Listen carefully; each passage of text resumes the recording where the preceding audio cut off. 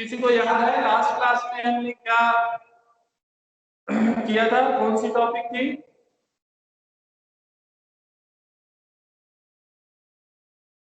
क्या आप मेरे को सुन पा रहे हैं आप लोग? Yes sir. सर न्यू हाँ, क्या चल रहा था बताएं कोई भी। सर कैपिटल गेन चल रहा था। अच्छा, कैपिटल गेन। चलिए, ये आपका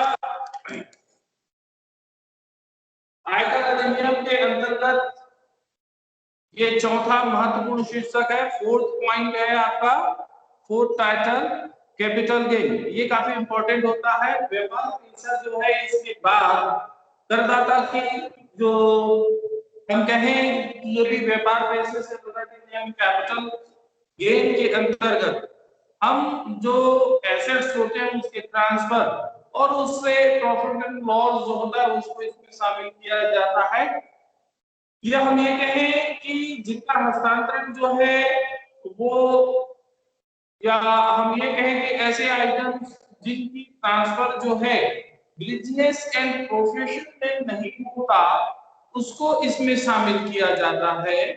ठीक है, तो आयकर अधिनियम की धारा 45A के अनुसार से इसमें पूंजी संपत्ति के हस्तांतरण से होने वाले लाभ या आय, इनकम या प्रॉफिट, उसको हम पूंजी लाभ कहते हैं। या हम इसको और सरल शब्दों में ये कह सकते हैं कि जब कोई स्थायी या अस्थायी, फिक्स्ड या अनफिक्स्ड जो प्रॉपर्टी होती है उसे प्राप्त करने की लागत कास्ट ऑफ एक्विजिशन से अधिक मूल्य पर यदि उसको बेचा जाता है या ट्रांसफर किया जाता है और उसके बदले में जो मिलता है यानी जो प्रतिफल होता है, ठीक है, या उसके लागत मूल्य एक्चुअल कॉस्ट जो होता है उसमें यदि कोई डिफरेंस होता है उस डिफरेंस को कैपिटल गेन कहते हैं। और इसके विपरीत यदि प्राप्त करने वाले की मूल्य की लागत कम होती है, कॉस्ट कम हो जाता है और कम कॉस्ट पर उसको ट्रांसफर करता है तो उस समय वो कैपिटल लॉस हो जाता है। ठीक है, इसमें लास्ट जो क्लास थी उसमें मैंने आपको एक ब्रीफ किया था, इसकी डेफिनेशन, इसके कॉन्सेप्ट्स, इसका नेचर, ठीक है, इस पे हमारी चर्चा हो चुकी थी। फिर भी थोड़ा सा लंबा समय हो गया तो थोड़ा सा शॉर्ट में आपको बता दे रहा हूं यहाँ पर। जैसे पूंजी संपत्ति से आय जो है, मीनिंग ऑफ कैपिटल एसेट्स, इसके बारे में बात हुई थी सेक्शन 214 पे। तो पूंजी लाभ के संदर्भ में पूंजी संपत्ति का जो डेफिनेशन है इसको जानना बहुत ही इंपॉर्टेंट है और आयकर के दृष्टिकोण से इसको समझना बहुत महत्वपूर्ण है, क्योंकि करदाता द्वारा जो रखी जाने वाली जो स्थायी चल या अचल, भौतिक या भौतिक जो संपत्तियां हैं या मानी जाती हैं जिन्हें, तो जिसमें क्या होता है भूमि, भवन, आपके प्लांट है, शेयर्स है, इन्वेस्टमेंट है ना, सोना है, चांदी है या अन्य जो कीमती धातु होते हैं उन सबको इसमें शामिल किया जाता है। ठीक है ना, और हम इसको सरल तरीके से इस तरह इसको देख सकते हैं, इसमें जैसे कि भूमि, भवन, पेड़, फर्नीचर, मशीनरी, संयंत्र या सोना, चांदी या कोई कीमती जेवरात है। अभियोग के अंतर्गत हम ये देखते हैं कि तरह के जो अंश है, प्रतिभूतियां हैं, सिक्योरिटीज होती हैं, पेटेंट होती हैं, गुडविल होती हैं, इन सबको। और ऐसी संपत्तियां जो पूंजी संपत्ति नहीं मानी जाती है उसमें हम देखते हैं कि व्यापारिक जो माल होते हैं, ट्रेड गुड्स, ठीक है, या फिर इंडिविजुअल यूजेस के लिए होती हैं, यानी इंडिविजुअल यूज के लिए जो करेंट एसेट्स होते हैं उनको शामिल नहीं किया जाता।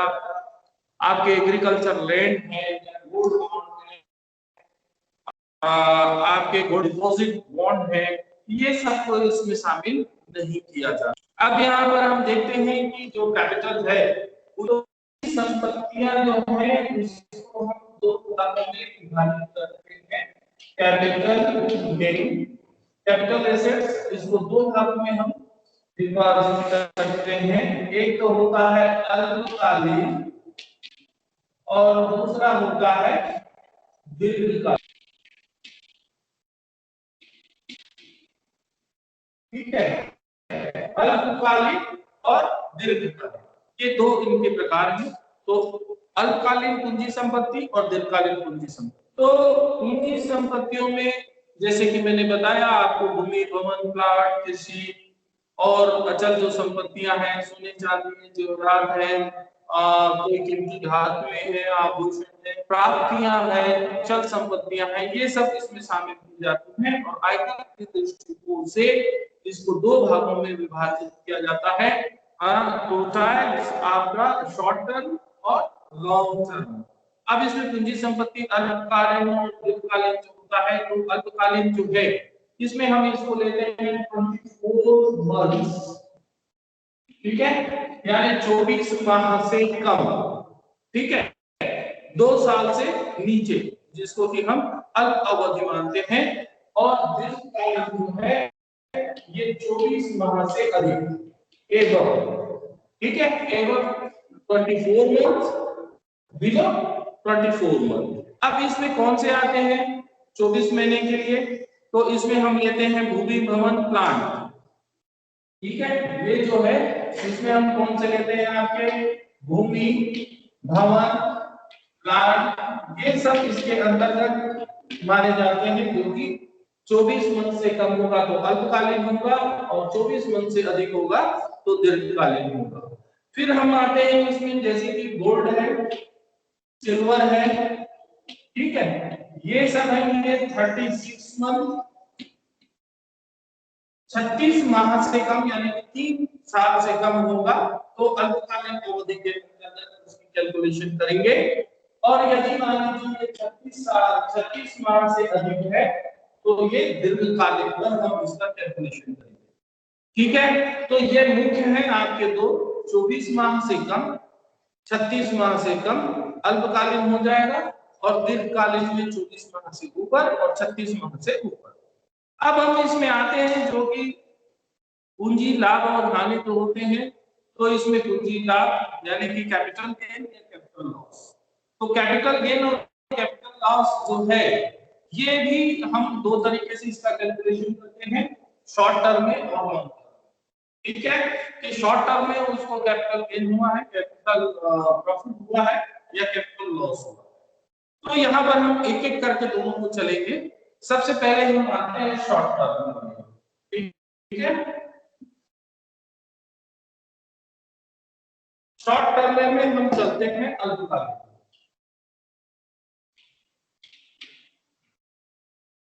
अल्पकालीन शॉर्ट टर्म कैपिटल।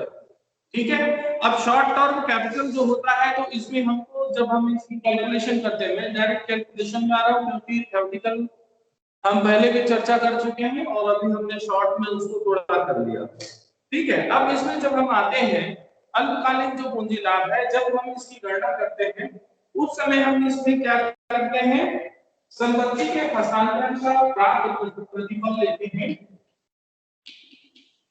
संपत्ति के हस्तांतरण पर प्राप्त प्रतिफल,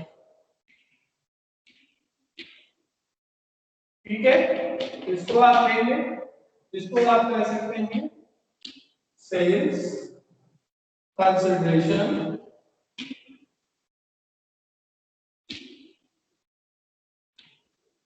सेल्स कंसिडरेशन, इसमें भी माइनस करेंगे। इसमें पहला तो हो जाता है आपका जो संपत्ति की लागत यानी कि जो प्राप्त करने की लागत होगी उसको लेंगे। ठीक है, यानी कि कास्ट ऑफ एक्विजिशन।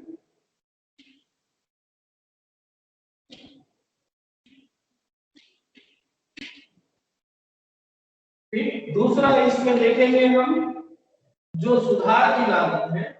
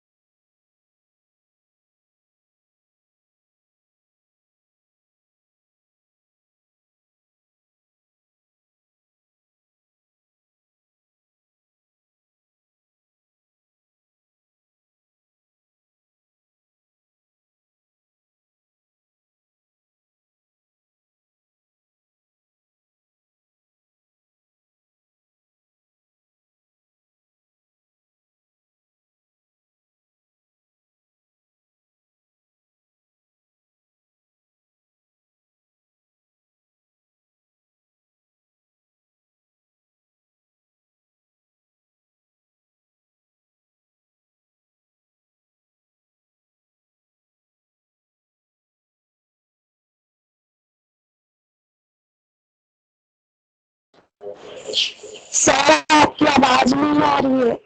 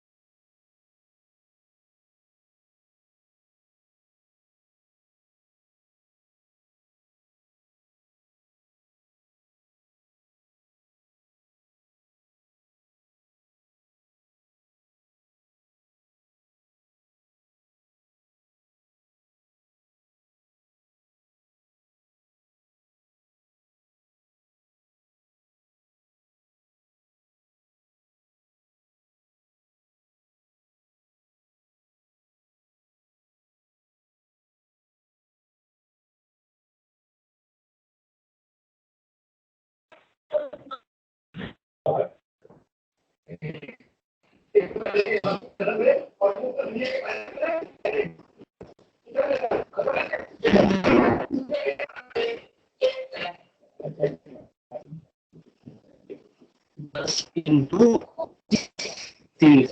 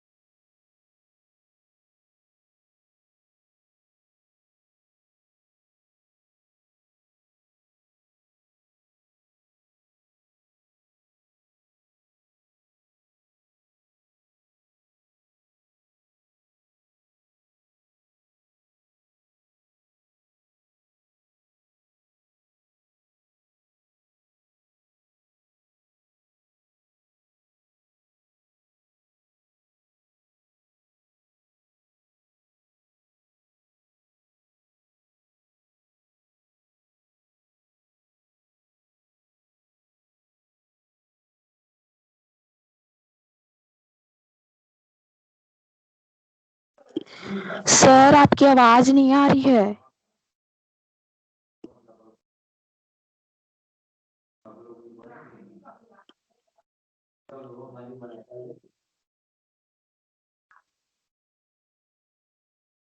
अभी आ रही है आवाज?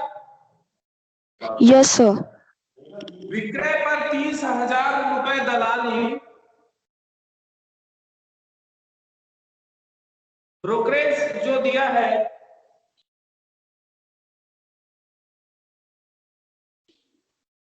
ब्रोकरेज 30,000 रुपए दलाली दी,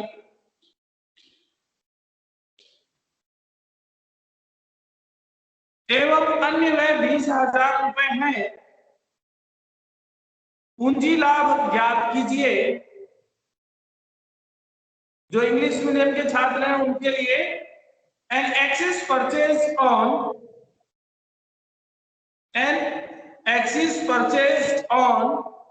old house for 3,60,000 rupees on 1st January 2018 and registration charges were paid 60,000 rupees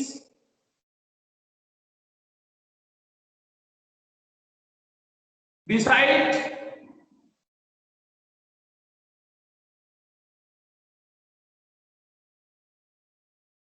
he incurred 80,000 rupees for its improvement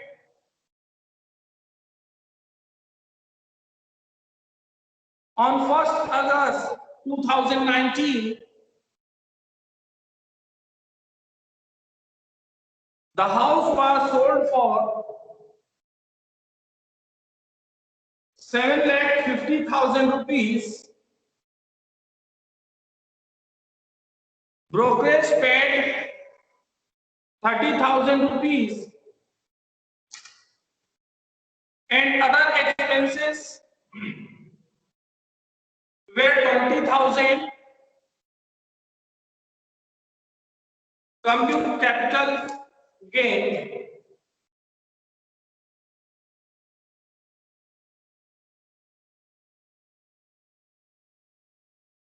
ठीक है। अब इसमें आप ये देखिए कि मकान है 2018 में लिया और उसके बाद 1 अगस्त 2019 को बेच दिया, तो ऐसी स्थिति में ये क्या हो जाएगा, शॉर्ट टर्म के लिए होगा, अल्पकालिक स्थिति में माना जाएगा, ठीक है, क्योंकि ये 24 माह से कम है। यानी कि ऐसी स्थिति में जो है जो प्राप्त लाभ हो जाएगा अल्पकालीन पूंजी लाभ हम मान कर लेंगे, क्योंकि संपत्ति जो है 24 माह से अधिक उसके पास नहीं रही है। तो ऐसी स्थिति में हम इसका कैलकुलेशन करेंगे। सबसे पहले तो हम ये देखेंगे कि उसका सेल है, ठीक है, सेल्स आपका कंसिडरेशन जो है, क्रय प्रतिफल, ये विक्रय प्रतिफल, सॉरी विक्रय प्रतिफल जो है, सेल्स कंसिडरेशन कितना है इसका, 7,50,000 रुपीज, ठीक है।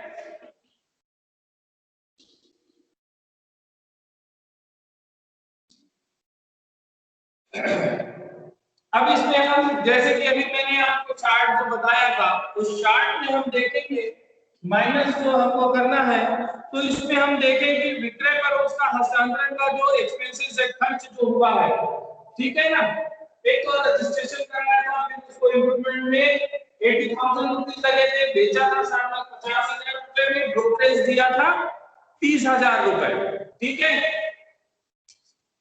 और इसमें एक और है, इसमें अन्य व्यय किए हैं, अदर एक्सपेंसेस,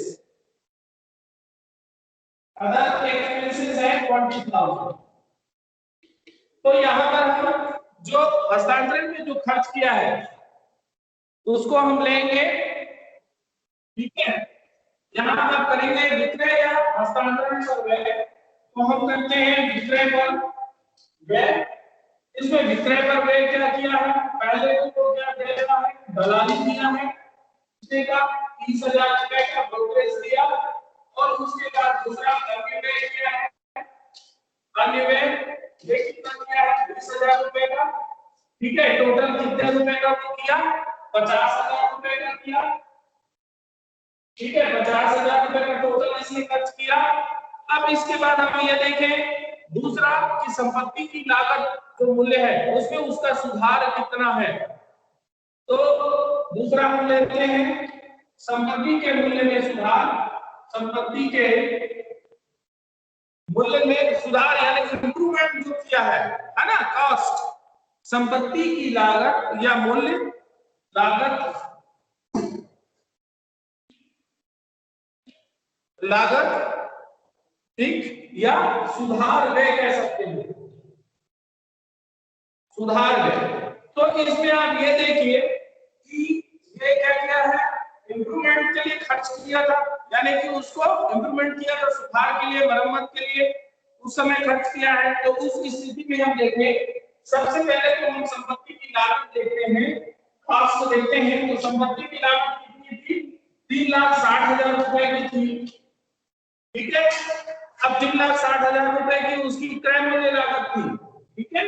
1 जनवरी 2018 को उसने 3,60,000 रुपए में खरीदा था। दूसरा है इसमें, उसके बाद उसने रजिस्ट्रेशन में खर्च किया था, पंजीयन में, पंजीयन में उसने खर्च किया है 60,000 रुपए का, रजिस्ट्रेशन 60,000, एंड उसने फिर इंप्रूवमेंट में सुधार में जो है वो कितना खर्च किया, 80,000 रुपए का। टोटल कितना हो गया इसका, 5 लाख रुपए का ये खर्च किया है, ठीक है। अब ये टोटल कितना हो गया इसका, 50,000 रुपए जब खरीदा उस समय बेचा तब खर्च किया, प्लस जब संपत्ति को खरीदा था उस समय खर्च किया, तो टोटल उसकी कीमत कितनी हो गई, 5,50,000 रुपए। 5,50,000 रुपए उसको खरीदी, उसकी लागत पड़ी थी, उसके पास कितने रुपए का था जब वो खरीदा, तो उस समय वो कितने का हुआ, 5,50,000, लेकिन वो बेच कितने में रहा है, 7,50,000 रुपए में, तो यहाँ पर 2 लाख रुपए जो आपका आता है ये प्लस में आता है, और ये 2 लाख रुपए होगा, ये शॉर्ट टर्म कैपिटल गेन होगा, अल्पकालीन पूंजी लाभ। क्लियर?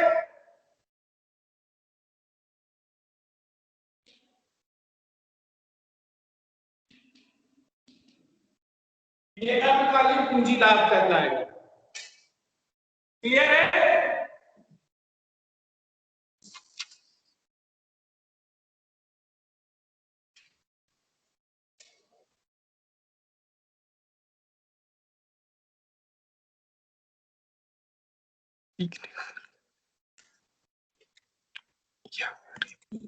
क्लियर है आप लोगों को? यहां पर ये ध्यान रखेंगे, जब आप अल्पकालीन पूंजी लाभ की गणना करेंगे, computation of short term capital gain, ये हम करेंगे 48 के अंतर्गत करेंगे। उस समय आपको ध्यान देना होगा कि अल्पकालीन लाभ है या अल्पकालीन, जब हम इसका गणना करते हैं तो अल्पकालीन पूंजी लाभ की गणना टॉपिक के अंतर्गत इसमें आय की गणना करने के लिए किसी अल्पकालीन पूंजी संपत्ति के शुद्ध विक्रय प्रतिफल, यानी कि वो जब बेच रहा है तो उसका नेट कितना कंसिडरेशन उसका कितना है, सेल्स प्रोसेस ऑफ एसेट्स हम इसको लेते हैं पहले और उसमें माइनस कर देते हैं ट्रांसफर या सेलिंग एक्सपेंसेस। जब मशीन को या कोई भी संपत्ति को जब बेचा जाता है उस समय उसका बेचने के लिए जो भी खर्च होगा, जो भी व्यय होगा, वो उसमें माइनस हो जाएगा। तो फुल कंसिडरेशन और सेलिंग प्रोसेस ऑफ एसेट्स, इसमें आप माइनस कर देंगे ट्रांसफर या फिर सेलिंग एक्सपेंसेस, जो आएगा वो क्या होगा, नेट कंसिडरेशन होगा, यानी कि आपका शुद्ध प्रतिफल होगा। इसमें आप माइनस कर देंगे आपका कॉस्ट ऑफ एक्विजिशन, यानी उसकी लागत कितनी है, ठीक है, जिसको बेचा है उसकी लागत कितनी थी, और कॉस्ट ऑफ इंप्रूवमेंट, यानी उसको सुधारने में या व्यवस्थित करने में कितना उसका खर्च हुआ है, तो इससे उसकी लागत निकल जाती है। अब उसको जब हम माइनस करेंगे तो उसमें आपको क्या निकलेगा, शॉर्ट टर्म कैपिटल गेन या फिर कैपिटल लॉस। दूसरी बात, इसी क्वेश्चन के अंतर्गत हम चल रहे हैं। इसके पश्चात या इसके बाद आपको ये देखना है आपका कि कर योग्य यदि हम उसका कैलकुलेशन करते हैं, ठीक है, संपत्ति यानी कर योग्य अल्पकालीन पूंजी लाभ या हानि, तो उसके लिए हम क्या करेंगे, इसमें माइनस करेंगे जो आपका अल्पकालीन पूंजी लाभ या हानि आएगा, उसमें आप माइनस करोगे अंडर सेक्शन 54, ये हम थ्योरी में पहले बात कर चुके हैं, ठीक है, 54B, 54D, 54G, 54G8, ठीक है, इन चारों में कोई भी एनी जो भी होगा उसको उसमें से माइनस कर देंगे। माइनस करने के बाद जो अमाउंट आएगा वो टैक्सेबल कैपिटल गेन या कैपिटल लॉस आएगा। यानी कि कर योग्य अल्पकालीन पूंजी लाभ की जब आप गणना करेंगे तो उसमें ये बनाने के बाद, इसके करने के पश्चात आप क्या करेंगे, करदाता का धारा 54B, 54D, 54G, 54GA के अंतर्गत जो छूट पाने के अधिकारी होंगे उन्हें वो छूट प्रदान की जाएगी और उसको उसमें से घटा दिए जाएंगे। इसमें इसके अंतर्गत कर पूंजी लाभ का गणना आपको दिया गया है, इसका चैप्टर आप अलग से कर सकते हो। पहले भी हमने इसके बारे में चर्चा कर चुके हैं कि भाई अंडर सेक्शन 54B में क्या है, 54D में क्या है, 54G में क्या है, 54GA क्या है, ये हमने पहले भी इसके बारे में चर्चा कर चुके हैं, तो इसलिए एक बार आप उसको देख लेंगे। ठीक है, क्लियर है यहां तक आप लोगों को? इससे संबंधित एक क्वेश्चन और कर लेते हैं जिससे कि आपको क्लियर हो जाएगा। क्वेश्चन नोट करिए। 30 जनवरी 2020 को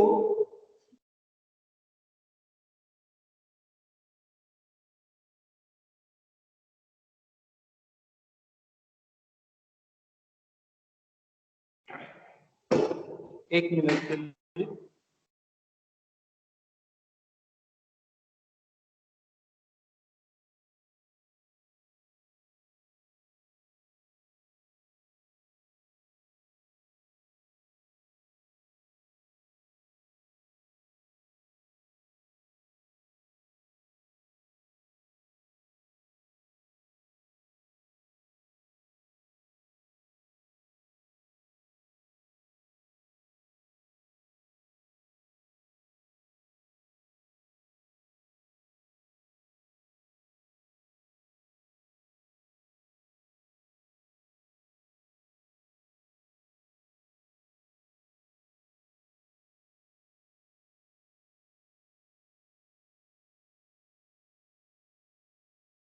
क्वेश्चन नोट करेंगे।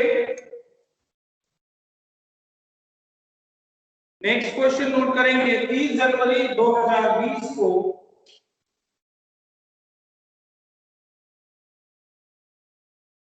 मिस्टर एक्स ने एक भवन संपत्ति को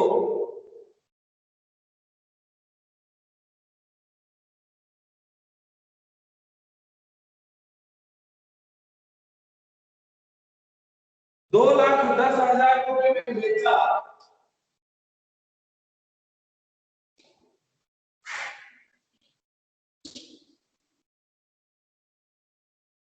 उसने यह भवन संपत्ति 1/6/2018 को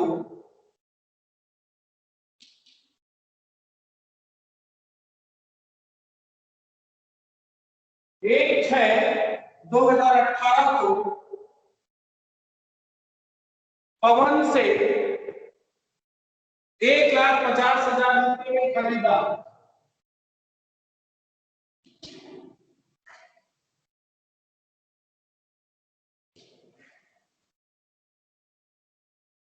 उसने नवंबर 2018 को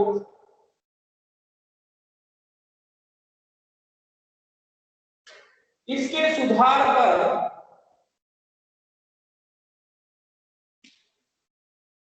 मेंटेनेंस, ठीक है, सुधार पर 17,200 व्यय किए। कर निर्धारण वर्ष 2020-21 के लिए पूंजी लाभ की गणना कीजिए।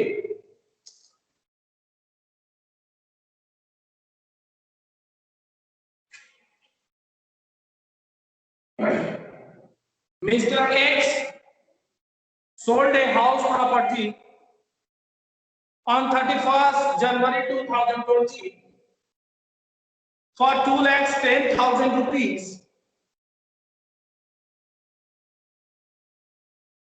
He had purchased this property from Oman.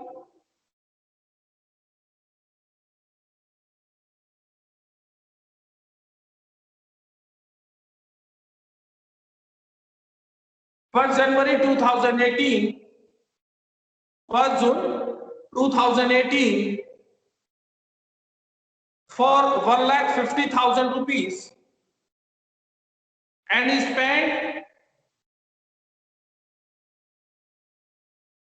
17,200 rupees on its improvements in November 2018. Compute capital gain for the assessment year 2020-21.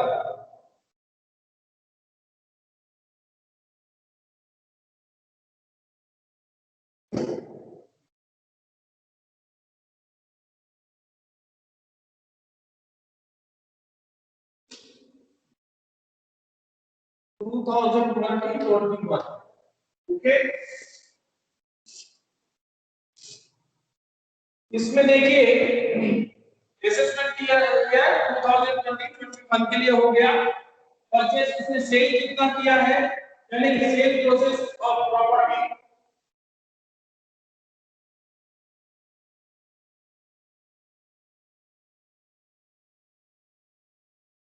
ये है आपका 2,10,000 रुपए का। ये कब किया था, ये शॉर्ट टर्म है, 2020 में, 2018 में खरीदा था और 2020 में बेच दिया। ठीक है, ये शॉर्ट टर्म के अंतर्गत है। माइनस करेंगे इसमें, जैसे कि अभी मैंने बताया कास्ट ऑफ इक्वेशन।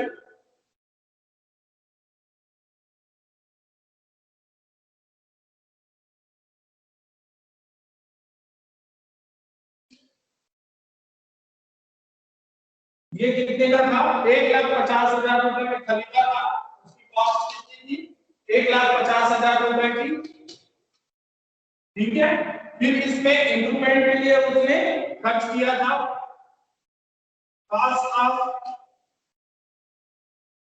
इंप्रूवमेंट इसने किया है 17,200। टोटल कितना हो गया ये, 1,67,200, 1,67,200 रुपीज। माइनस कर देंगे इसको 2,10,000 में, ये आएगा आपका 42,800 रुपीज। ये आपका होगा शॉर्ट टर्म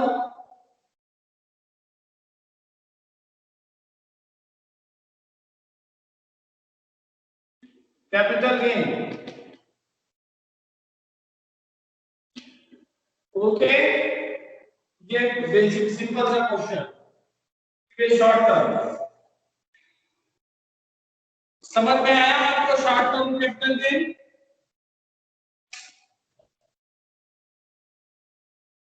क्लियर है आप लोगों को शॉर्ट टर्म कैपिटल गेन।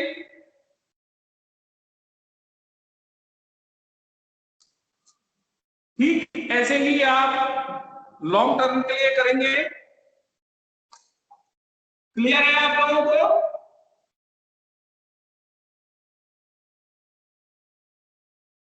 मेरी आवाज आप लोगों तक आ रही है?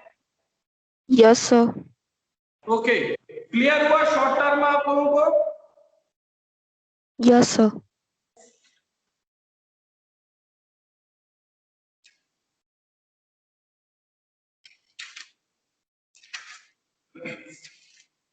अब इसमें लॉन्ग टर्म कैपिटल गेन है, long term capital gain short term का हो गया। लॉन्ग टर्म में कुछ विशेष बातों का आपको ध्यान रखना है, इसमें आपको इंडेक्स ध्यान में रखना होगा।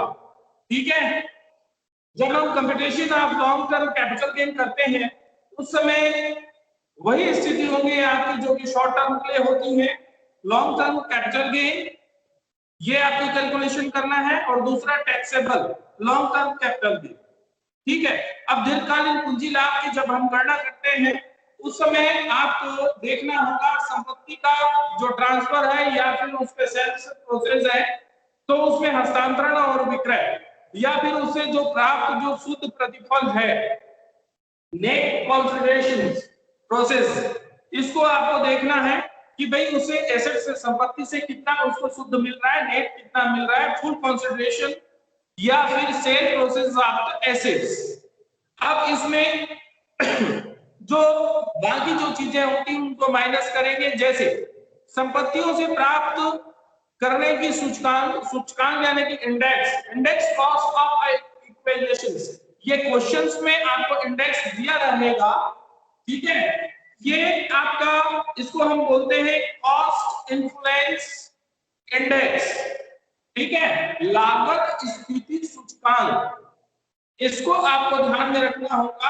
अर्थात जो फाइनेंशियल ईयर में उसकी लागत स्थिति सूचकांक कॉस्ट इन्फ्लुएंस इंडेक्स क्या था। ठीक है, और पास्ट में क्या था, जिस समय वो खरीदा उस समय क्या था, और जब हम ले रहे हैं उस समय क्या है, या बेच रहे हैं तब क्या। ये इंडेक्स होता है जिसको कि आपको देखना होगा। जनरली क्वेश्चन में उस ईयर का इंडेक्स दिया रहेगा, तो ये ध्यान में रखना होगा, उसी के आधार पर उसकी कैलकुलेशन करेंगे।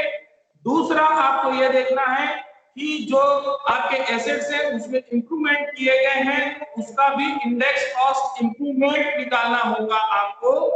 इंडेक्स कॉस्ट इंप्रूवमेंट्स ये देखने होंगे आपको। इसमें कर योग्य पूंजी लाभ की जब आप गणना करेंगे तो जो आपका लाभ जो आएगा या हानि जो आएगी उसमें आपको under section 54, 54B, 54D, 54EC, 54EE, 54F, 54G, 54GB इसके अंतर्गत जो छूट प्रदान की गई है, जो छूटें उसको प्रदान की गई है, उन छूटों को उसमें माइनस कर दिया जाएगा। तो आपको कर योग्य पूंजी लाभ या कर योग्य पूंजी हानि आपको निकल आएगा। तो दीर्घकालीन पूंजी लाभ की जब हम गणना करेंगे तो उस समय में इसका आपको ध्यान में रखना होगा। आपको इसका फॉर्मेट बनाना है तो आप फॉर्मेट बना सकते हैं। जैसे कि मैंने आपको पहले बताया, ये आपके प्रोसेस को लेने हैं, प्रोसेस को लेने हैं, यानी कंसंट्रेशन या फिर sales of proceeds of assets, इसको लेंगे, उसमें माइनस करेंगे। क्या माइनस करेंगे आप? ट्रांसफर या सेलिंग एक्सपेंसेस माइनस कर देंगे। जो बचेगा वो नेट कंसंट्रेशन होंगे। इसमें आपको माइनस करना पड़ेगा जो दो चीज आपको मैंने बताया, इंडेक्स कॉस्ट इक्वेशन और इंडेक्स कॉस्ट ऑफ इन्फ्लेशन। ठीक है, इंप्रूवमेंट्स, ये दोनों को आप लेंगे, इन दोनों को उसमें से माइनस कर देंगे। माइनस करेंगे आप तो इसमें ग्रॉस आपका लॉन्ग टर्म कैपिटल गेन या कैपिटल लॉस आएगा। इसमें आप माइनस कर देंगे जो आपका एग्जेम्पशन है under section 54, 54B, D, E, C, F, G, ठीक है, और आपका GA, GB, इनमें से कोई भी हो सकता है, उसका आपको यहाँ पर एग्जेम्पशन देना है। एग्जेम्पशन माइनस करेंगे तो आपका taxable capital gain capital loss निकल आएगा। अब देखिए यहाँ पर इंडेक्स कॉस्ट जो है इसको समझना होगा। इंडेक्स कॉस्ट जो लॉन्ग टर्म कैपिटल गेन के लिए जब हम कैलकुलेशन करते हैं उस समय जो एसेट्स है, संपत्ति, उनके ट्रांसफर और इंप्रूवमेंट्स के लिए या सेलिंग एक्सपेंसेस के लिए जब हम देखते हैं तो उसमें नेट सेल्स वैल्यू में हम संपत्ति के जो प्राप्त करने वाले, जो संपत्ति में सुधार करने की जो सूचकांक होती है, इंडेक्स होती है, उसको हम माइनस कर देते हैं। उनकी वास्तविक प्राप्त लागत को हम लेंगे इसमें। तो सूचकांक लागत करने के लिए, ज्ञात करने के लिए आप ऐसा भी कर सकते हैं, फार्मूला आप नोट कर सकते हो। ठीक है, इंडेक्स्ड कॉस्ट ऑफ इक्वेशंस, ये भी आप निकाल सकते हैं, ध्यान रखेंगे। अब इसमें लागत मुद्रास्फीति सूचकांक ये है क्या चीज? तो भाई ये है अंडर सेक्शन 48 में ये प्रावधान किया गया है, इसको डिफाइन किया गया है कि संपत्ति को प्राप्त करने की लागत या उसमें सुधार की जो लागत है, ये लागत मुद्रास्फीति सूचकांक, कास्ट इन्फ्लेशन इंडेक्स, इससे इसको संबद्ध किया गया है, जोड़ा गया है। और कर निर्धारण वर्ष असेसमेंट ईयर 2020-21 यानी कि प्रीवियस ईयर जिसमें कैलकुलेशन करेंगे 2019-20, इसके के लिए लॉन्ग टर्म कैपिटल गेन की जिस समय आप कैलकुलेशन करेंगे उसमें लागत मुद्रास्फीति सूचकांक की गणना आपको 2001-2002 के आधार पर करना होगा, यानी कि बेस ईयर आपको कौन सा लेना पड़ेगा? 2000-2001, ये आपका बेस ईयर, ठीक है। बेस ईयर लेंगे आधार वर्ष। अब सेंट्रल गवर्नमेंट के अनुसार से जो विभिन्न वर्ष हैं उसके अनुसार से लागत मुद्रास्फीति सूचकांक जो है इसके लिए अधिसूचना नोटिफिकेशन जारी की जाती है। ठीक है, इसमें जो नोटिफिकेशन है उसके आधार पर आप देख लेंगे। मैं कुछ आपको और बता देता हूं, आप उसको ध्यान में रखेंगे। ठीक है, तो सेंट्रल गवर्नमेंट के जो विभिन्न वर्ष हैं उसके लिए लागत मुद्रास्फीति सूचकांक के लिए नोटिफिकेशन किए गए हैं। उन नोटिफिकेशन में आपका 2001 से, ठीक है, आपका 2019-20 तक के इंडेक्स आपको नंबर्स, उनके इंडेक्स नंबर की जो लिस्ट है तो वह मिलेगी। जैसे कि हम बेस ईयर जिसको ले रहे हैं, ठीक है, आधार वर्ष हम लेंगे तो ये क्या हो जाएगा 100, ठीक है, ये है आपका 100 बेस ईयर आप लेंगे 100। अब इसमें आपको नोट करने के लिए मैं आपको बता दे रहा हूं, आप उसको नोट कर लीजिए। 2001-2 में बेस ईयर आधार वर्ष हो गया, आधार वर्ष हुआ, यहां पर है इसकी सूचकांक क्या है, इंडेक्स 100 है, ठीक है। फिर 2-3 में 2002-3 में इसका इंडेक्स है 105, 3 और 4 में है 109,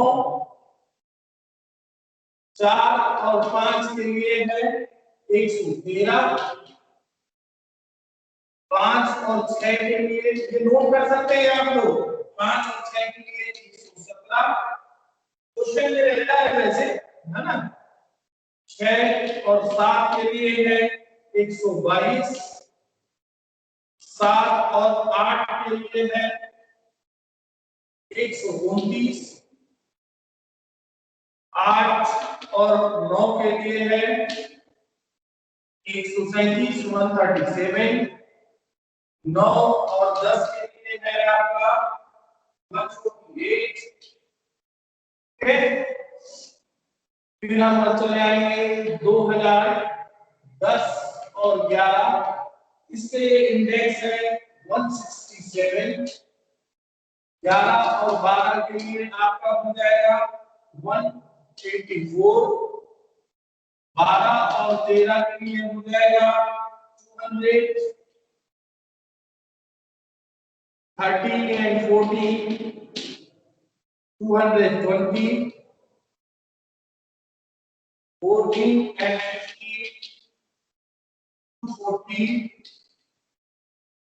15 and 16 254, 16 and 17 264, 17, 18 272 and 18, 19 के लिए है आपका 280, ठीक है। ये इंडेक्स है, ये आपको ध्यान में रखना है, ये आप नोट कर लीजिए, ठीक है, कहीं पर भी आप इसको नोट करके रख लें।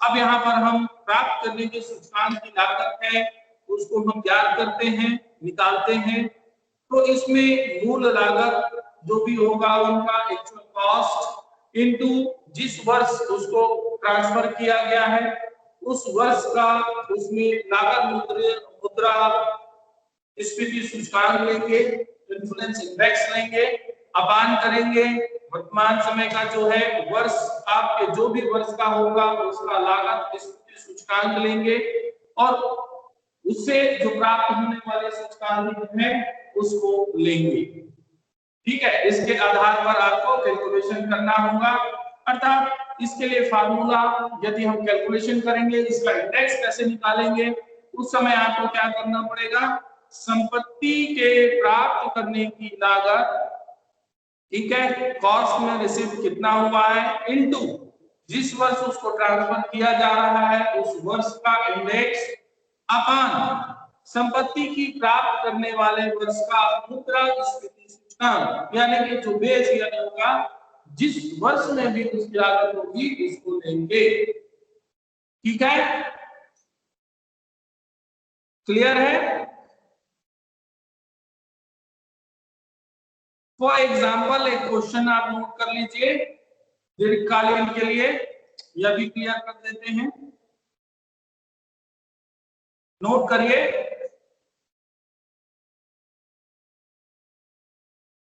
क्या क्वेश्चन करेंगे या नेक्स्ट क्लास में करें?